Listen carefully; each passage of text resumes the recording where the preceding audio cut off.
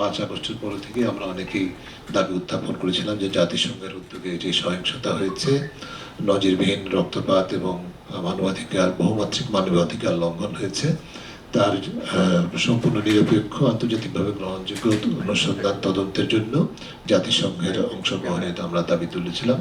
পরবর্তীতে অন্তর্বর্তীকালীন সরকারের পক্ষ থেকে সেটিকে আনুষ্ঠানিকভাবে জাতিসংঘে অনুরোধ করা হয়, আপনারা সেটি জানেন, এবং তার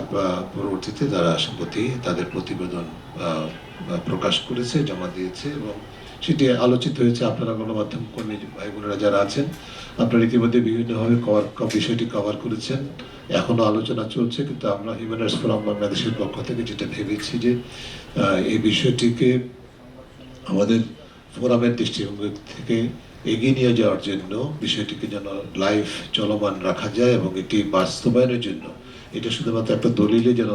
হিসাবে না থাকে, এটি বাস্তবায়নের জন্য যে সুপারিশগুলো আছে সেগুলো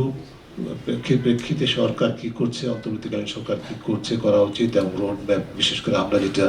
আজকে দাবি তুলছি আপনাদের মাধ্যমে, সেটা হচ্ছে যে এটি বাস্তবায়নের জন্য একটা সুনির্দিষ্ট সময় আবদ্ধ রোড ম্যাপ থাকা অপরিহার্য বলে আমরা মনে করছি। এবং এটি যদি অন্তর্বর্তীকালীন সরকারের মেয়াদে করা সম্ভব হয়, তাহলে এটা অনেক সুপারিশ আছে যেগুলো